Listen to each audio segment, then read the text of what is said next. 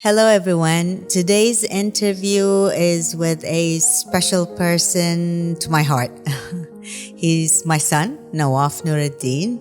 He studied performance arts in the States. But of course, when he went there, that's not what he wanted to study. Or I guess that's not what he wanted to study. And then it turned out that way. I've brought him in today to talk to him and let him share his story with you, with his journey outside studying performance arts and telling you how he got there. So let's see what Nawaf has to say.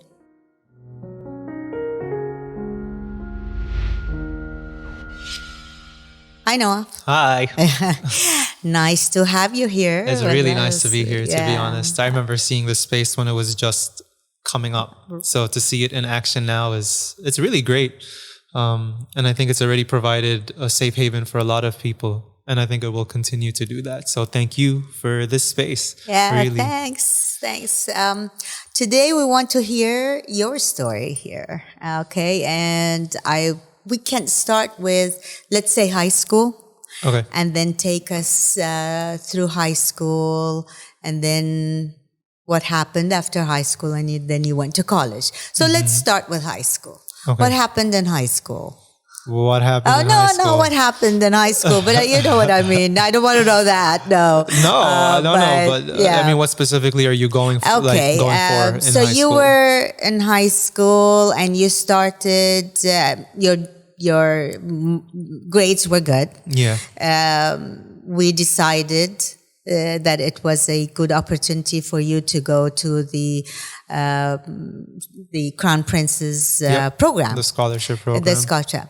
First, tell me, when we told you, will you do that and sign up, what came to your mind? Are they forcing me or? I mean, I think that's a thought in every child's mind is like, oh my God, something else I have to deal with right now that my parents are forcing me to do. Obviously, you know, when we're children or when we're teenagers, we don't really understand perhaps blessings or responsibilities or financial constraints or anything like that, because we're just so caught up with our minds and our thoughts and our hormones, and things are changing and we feel so many things. And so obviously we all need some sort of guidance. And I think you two were great in not allowing my pride or my lack of direction to get in the way of that. Like, obviously that was a very great decision.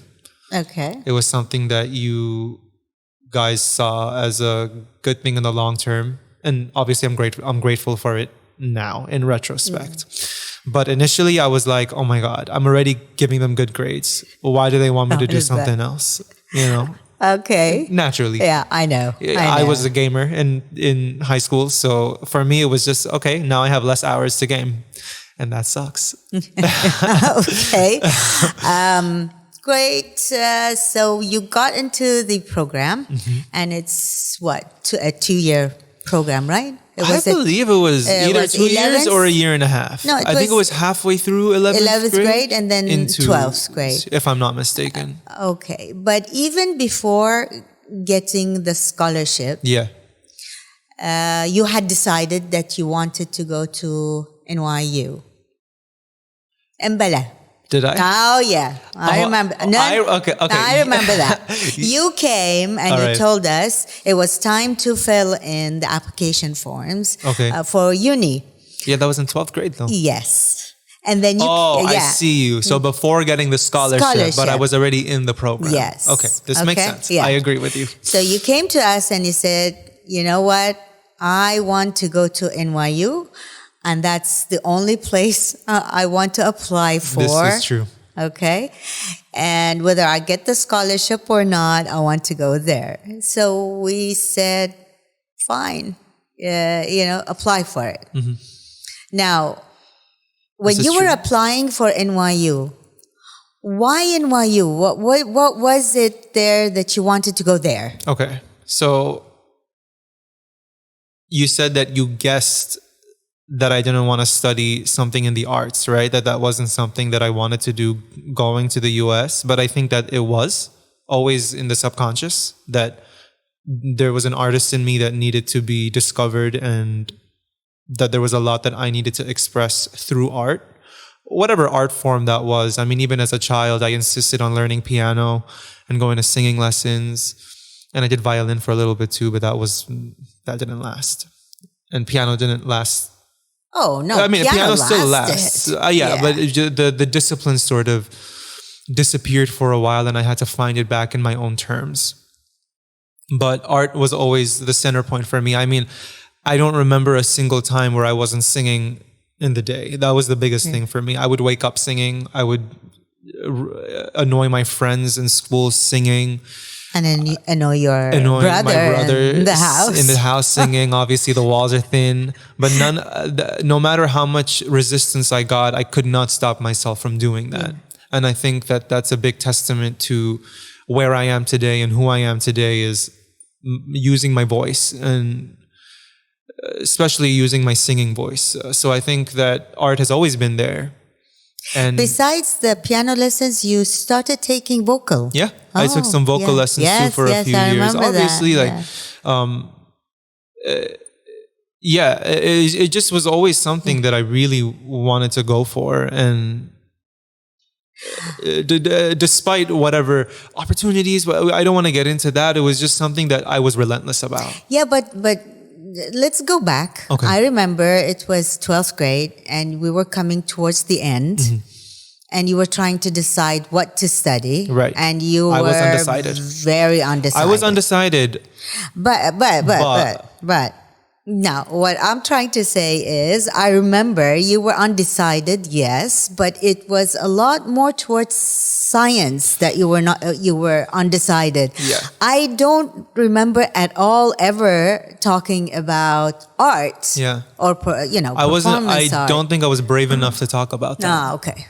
And I think that part of all of us want to satisfy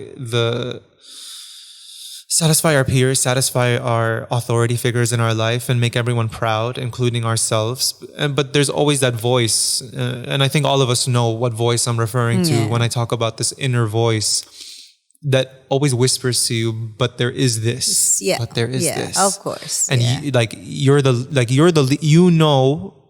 perhaps they don't know, but you, and in your trust and your confidence, you can let them know. Yeah. But I didn't have that. I was very quiet. I was very introverted and within myself. And I had a whole inner world and a whole inner imagination that I was very afraid of expressing. But a part of me did want to do that. And I think me choosing, back to the original question, me choosing NYU, I knew that New York was a hub for art. Okay. And for any kind of art that you wanted to go for, whether that was singing, whether that was acting, whether that was dancing, whether that was painting, whether that was whatever it was, I knew that New York could offer me what I was looking for in my indecision. And especially NYU, it was one of the top acting schools, the top performing arts schools, Tisch School of the Arts. It still is. It's a very renowned education institution for the performing arts, amongst other things. So that's really what I guess was my secret goal. Okay. That yes, I love science. I study this in my own time. I still self-study. It's all connected. Sure. It's all connected. But that I knew I wanted to study acting every time. So on Facebook, there was the group where once you're accepted into NYU, you get accepted into this Facebook group, and everyone starts talking about what they were accepted in, and people find their common peers. And for me, every time I saw someone get accepted into the acting school, a part of me would get jealous or angry, because I was like, I want to do that. Okay. So let me go back again. So you got into NYU. You got accepted, and it was undecided program. Then we came to know that you were accepted for the scholarship program. Yeah. The Crown Princess Scholarship Program. And of course, we were all over the moon. Yes. Yeah. You're off to NYU. I remember I came to you, it was something like October or November of that first semester. And you were still undecided. And we were talking, and I said, so Nawaf, have you decided? You said, well, not yet. And then one morning, you called me. And he said, you know what, Mom? I have decided. And I was like, oh, okay, great. And I was expecting something in science. Yeah.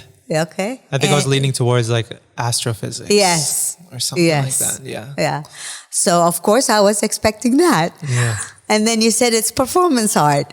And I was like, okay, that's not what we had in mind. But then we were the kind that we always wanted you, all three of you, to study what you wanted to study. We never pushed any one of you. But when that happened, the only thing that I requested was, can you please contact the program and ask them, is it okay if you go in performance art? And you did. Mm-hmm. And what happened? There was no doubt in their mind about it. They were actually also over the moon about it. You know, that it was just something that no one expected. And I think it subconsciously brought a new wave of energy into the program, into everyone's minds, into everyone's, including my own, right? Because up until this point, I wasn't even confident in whether this was a valid decision or not, or whether this was something that was realistic, you know. But their guidance, your guidance, shaped that, you know. And I think it was a big stepping stone for me in trusting my inner voice and trusting that I do have the supportive energies around me to help me through it. But you do appreciate that, you know, it's an area or a sector which is very competitive. Oh yeah, it's very competitive, and you were going into that. What was going in your mind? Like, what if, and what am I going to do? And, you know. So part of my personality, before I get into the what ifs, is I'm so lost in the passion of things. So I don't even consider the worst case scenarios and the competition and the opposition. I'm just like, all right, here we go. This is going to be fun. I have so much to learn. My soul is really excited. So clearly this is somewhat of a good decision. Mm-hmm. Like there's some excitement here. I know based on most of my life that not many things excite me. Mm-hmm. Not because things aren't exciting and I'm not a curious person, but because, again, I haven't been someone who was confident enough to express what excites me. Yeah. Enough to explore it. So I was lost. I was in cloud nine. I was lost in that. Yeah. For me, it was more like, how am I going to now get my credentials to a point where I can transfer into the school? Because transferring alone is very competitive. Mm-hmm. The teachers that I was going to also told me that that's one of the hardest transfers to do, to go from an undecided liberal arts program into the acting program. Mm-hmm. So, you know, you do your best to be part of the 1% statistic that gets in, instead of thinking about what if I don't. Mm-hmm. And that's really what I decided to focus on. My will was strong when that happened. Oh yeah, and we saw that with how passionate you were about it, and your grades. Yeah. I mean, you were on the list, the dean's list, yeah, all the time. So you graduated. What happened? I mean, I know that we said, okay, you are in an area where if you want to grow, you better stay there for a while, because that is where it's happening. Right. You know? So although it was very difficult for us as parents not to have you come back, but we knew that it was better for you to stay there and explore. Right. Okay. And so I felt like I got the education. Now I needed the practice, right? what happened was I knew that I still needed to spend a little bit more time, again, finessing. I'm going against people who have been doing this ever since they were 5. They went to performance arts high schools to get into a performance arts university. So there was a lot that I was catching up on. There was I needed to still further my own education, even outside of the formal university education. I still needed voice lessons. I still needed dance lessons. I still needed to finesse my acting. I still had a lot of inner work to do outside of the academic work. Right. The thing about, so you talk about competitive, really every industry has its competition.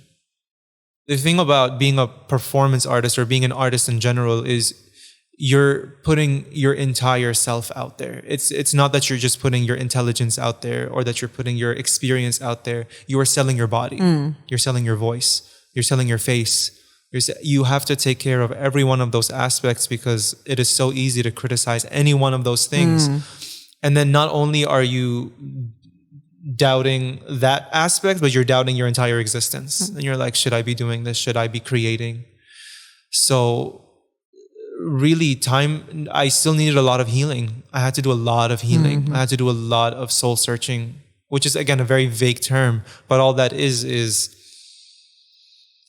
I just had to find my place within my own body, not even within a place in the world, because you can fit in anywhere. But if you don't fit in your own body, you can't fit in anywhere. Your body is your home. Your mind is your home. So that's also one of the reasons why I stayed there and I'm still there, is just because it allows me the space to find comfort within my body. But now that I found that, I feel like I can be anywhere. Right. And I think that's the true beauty of it all, is I'm no longer running away from anything. I'm no longer hiding from anything. I'm just me wherever I go. It's sort of like I'm a constant wherever I go.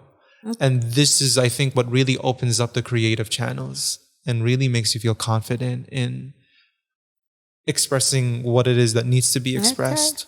Great. If that makes sense. Yeah, and then on top of that, yeah, the Crown Prince scholarship program always insisted, or at least I always got the idea based on my understanding, is that they wanted to include Bahrain in the global community. That's one of the biggest reasons he made this program, is we no longer just want to be just Bahrain. We want to be part of everything. We want to be inclusive. So it's bridging the gap, right, between the East and the West, that I think is the most important thing. And something in me still says there's a lot to still take in from the East, from the West. And a lot to share in the West from the East. And that's what the beauty of what we saw in the scholarship, and His Royal Highness always keeps talking about it, is that like we know they don't mind you guys who have the scholarships if you work outside. So we were asking, like, okay, then what is it? Then you're giving them these scholarships, but you're letting them work outside. He said, yes, we have a vision. And that is, when they work outside, no matter what, at the end of the day, they will come back here with all the experiences that they've gotten from the West, and bring it here. And they are Bahrainis. So we thought, that's a very nice and beautiful vision. Absolutely. And again, what I was saying a little bit too is there was a lot that I needed to share in the West, the beautiful things of the East. That they were missing. And to be a true ambassador of that. And a true representation of that, because and every day, when we reconcile our past, when we put a lot of our own egoistic discomforts to rest and a lot of our past angers to rest, we notice all the beauty that was always around us that we couldn't see because we were caught up in our own experience. So every year that passes as well, I'm showing the West what they're missing out on. And that's a very important part of the global development of the human collective. It's not just about us. It's not just about Bahrain. It's not just about America. It's about all of us. And that is something I'm very determined to keep on doing and very dedicated to. And I've even had some people, when they've seen me or when they first meet me, the first thing they say is, "I feel the peace of your people." This is something one person said at a party once. It was a really powerful moment. Yeah. Lovely. So tell me, lately you had a song made. Yeah. Yeah? Tell us about that song. Okay, so the point behind this song, first of all, it wasn't planned. Yeah. I've made a lot of artist friends around where I live, which is Staten Island right now, and this particular artist, her name is Hala. She's also Arabic. She's half Moroccan, half Egyptian, but she was born in the US.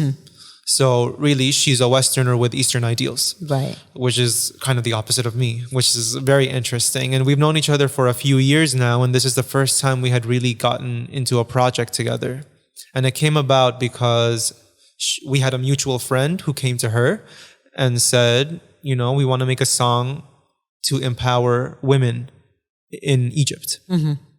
And we took it as a great opportunity to just empower women in general in the Arab world, but also in general, because I think the song lends to any community, lends to any culture, with us introducing our own cultures into the Western world. We're singing in English. There is one little Arabic phrase, but really we're singing in English so that we can address the Western ear as well. Lots of people love Eastern music and Arabic music, but there is a little bit of disconnect when you can't connect with the words and the meaning. So that's really how it came about. We just sat there. She came up to me with this opportunity. We just started writing. Not even an hour later, we had a whole song written. A few weeks later, we just kept on going to the studio to finesse the song, record it, and lo and behold, a song came out. And it's my first official song. My first official original song. I'm very used to doing covers because, again, part of my journey was not being confident in my own words. So I was a lot more comfortable singing what was already out there rather than sharing what was inside of me. And this was a great moment for me to finally give the world a little taste of who Nawaf is, not who Nawaf is in relation to another artist. Okay. And yeah, I mean...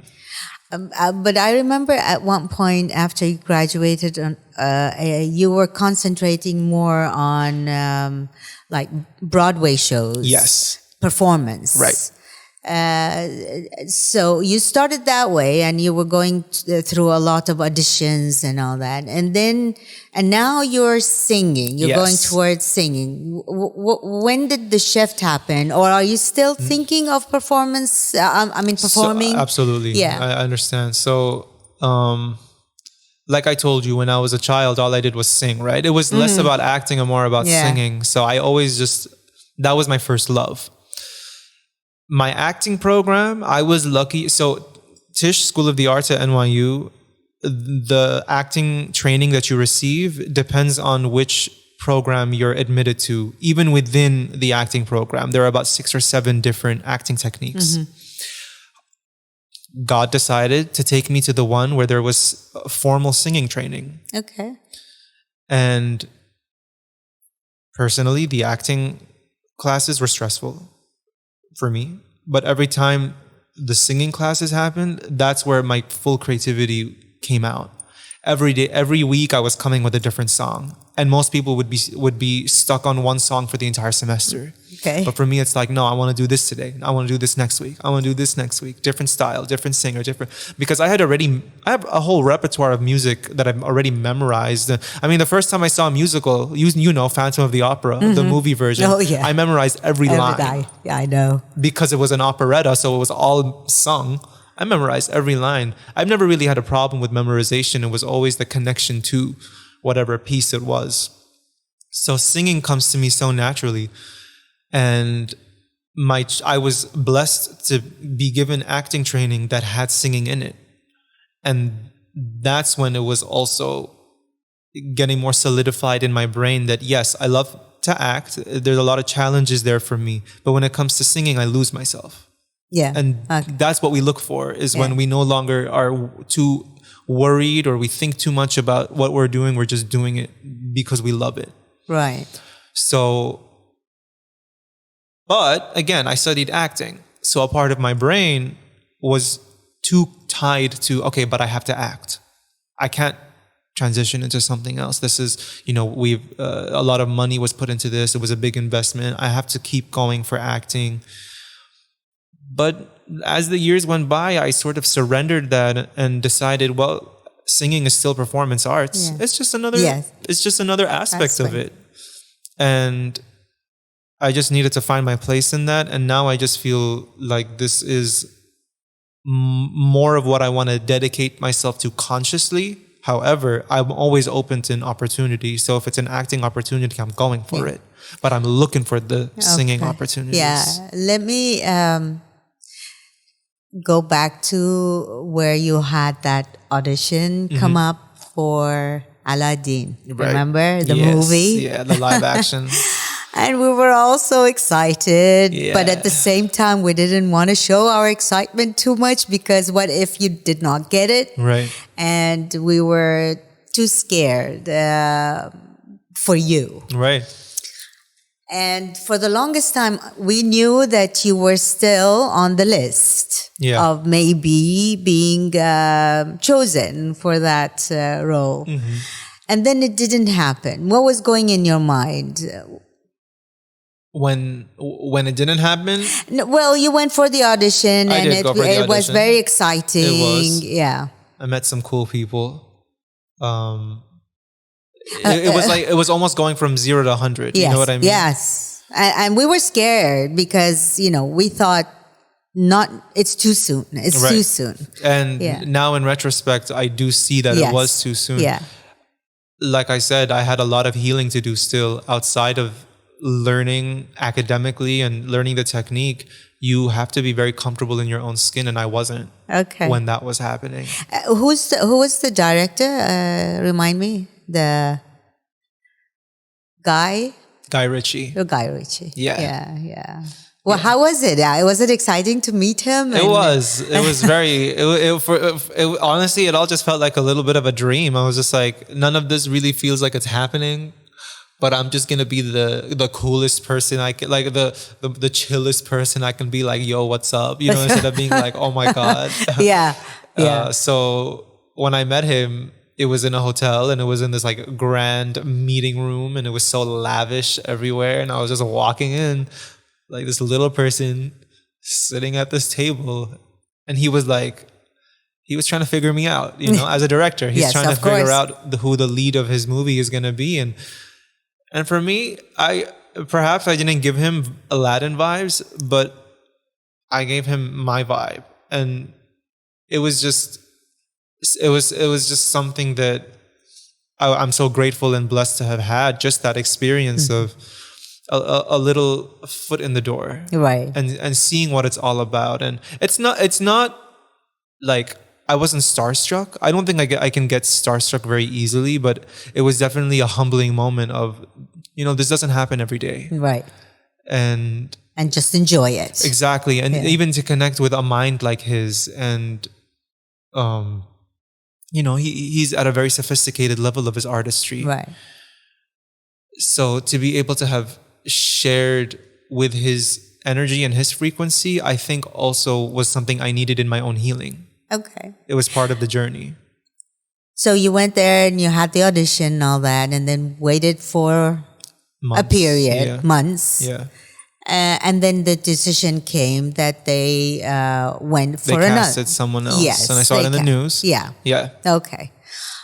What were your feelings? Again, my ego was like, whatever. Yeah. I was like, all right, that's fine. Like, I started to look at who they chose. And I was like, okay, so they chose him for this reason, that reason. Your mind goes crazy. Yeah. But it's really impossible to tell why a person would go for a specific decision. And that's something they try to teach us too in our acting training is it could be the smallest thing, like they didn't have the right nose. It could be that small of a decision. Yes, yeah. So it's impossible. It's impossible to understand why fully. And it's also a waste of time too. You take an opportunity, it doesn't happen. You take the lessons from it, you extract the lessons from it, and you move forward. Right. And I see that now. Back then, I was in denial about it. Of course, and it did hinder my development, but until the point where I was finally faced with it, and I was like, all right, it didn't happen. I don't Get up and start. Just start again and move forward. Yeah. And I wouldn't say that I was emotionally devastated, but I was more just stagnant. Right. I wasn't excited again. You know what I mean? Yeah. It took a little bit to pick me up. And yeah. So, what's next for Nawaf? Okay. What are we looking at now? Well, before I get into that question, a part of my artistry development. So a big part of artists and being an artist is trusting your intuition. What is intuition? It's the messages that you receive within yourself, right? We talk about this inner voice. I mentioned it a few times. There's a voice that you hear outside, which is people talking to you and telling you what they think. And there's a voice inside of you that tells you what you need to do. So I needed to develop my intuition because I knew that I wasn't trusting the decisions that I was making. Even when I was in an audition room, I wasn't trusting what was coming to me naturally. And intuition is not something you plan for. Intuition, the message comes to you at the moment you need it. So you have to be able to be flexible. You have to be able to take in the information and the resources that come to you in the time that they come, and you use it instead of being so rigid in a specific way of living and a specific way of doing things. So, in my development of that, I was brought into the world of spirit and spirituality and tarot reading. That is a huge part of my artistry development, is reading tarot. For anyone who doesn't know, tarot is a form of divination. It is a tool that we can use to connect with our inner voice, to connect with our imagination and our storytelling skills through images. There are 78 cards. Each card tells a story. And it's the combination of what cards come up where you can decipher the story. So essentially, tarot reading is just storytelling. And that's what art is, storytelling. Yes. So I was determined through this tool that was brought to me very naturally and very synchronistically. It was brought to me. And it was using tarot reading that I finally started to trust whatever came my way to express out to whoever I was talking to. And that's also when I started understanding that every interaction in life is based on the energy between the people who are interacting. Right. So it's impossible to figure out what needs to be said and what needs to be done until you show up. And 90% of the time, artists don't show up because they're scared. Sure. And lots of us don't show up. Right. Because we're afraid of whatever. Of X, Y, and Z. Yes. Not realizing that we're only afraid because we're uncertain. And we can't... And we're vulnerable. Exactly. We're uncertain, we're vulnerable, and we can't promise ourselves a predictable outcome. Right. So, because we can't do that, we can't promise ourselves emotional stability, we say no to the opportunity and we move on. And that's really the skill that I think I got most from developing my own spiritual connection with all that is, with God. Through all my experiences, is God is always with me.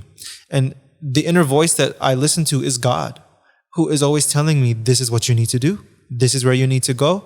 And trust me, I will give you what you need when you get there.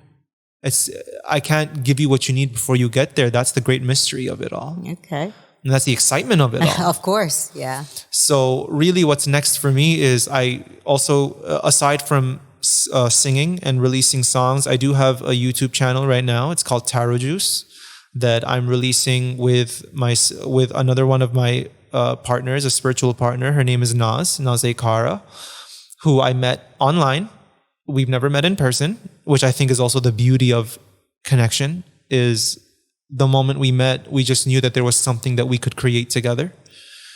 Together, we are launching a YouTube channel that is targeted towards tarot reading, but we're also using it as a channel to share our own wisdom and our own thoughts on spirit in a way that is receptive to the modern ear, in a way that is receptive to every person, to the layman, instead of complicating it and flowering it and very abstract concepts that a lot of us can't understand.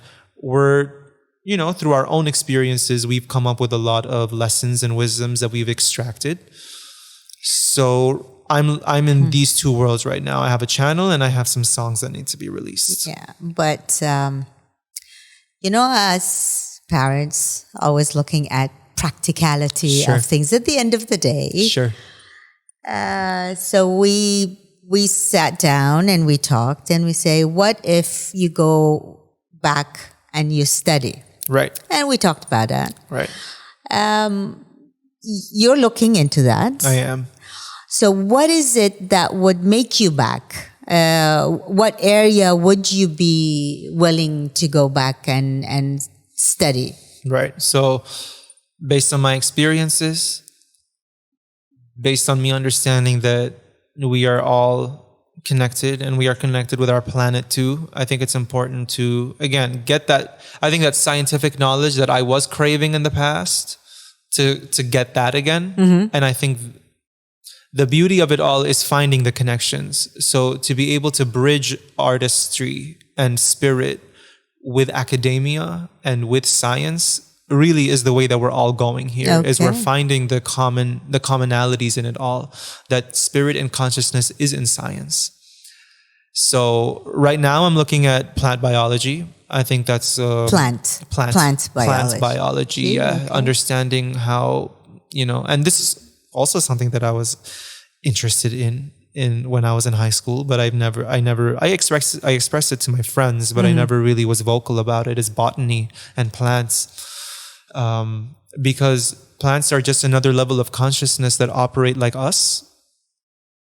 Obviously, we're different because we have a consciousness that is of a higher grade. They have consciousness too, but we have a consciousness of a higher grade that we can use more willfully. They are rooted in whatever they're rooted in, and they have to make use of that. That's it. They take in energy, they make food out of it, and they spread their energy out and clean our air for us. That's not just that. They when we eat them, their energy goes into us. Exactly. Also, so really, they give us a physical, tangible use of our planet's energy, so that we can maintain a high vibration and be light enough to connect with the higher energies that guide us, which essentially is God.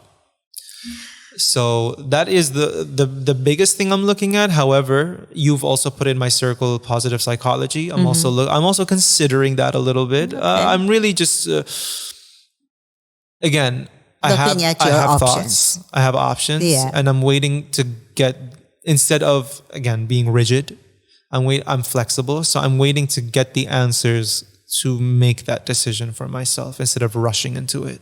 I think it's very important for everybody to sit and observe instead of committing to something for whatever reason without giving themselves the option to consider other options. Yeah. I think this is the best place to end this chat. Okay.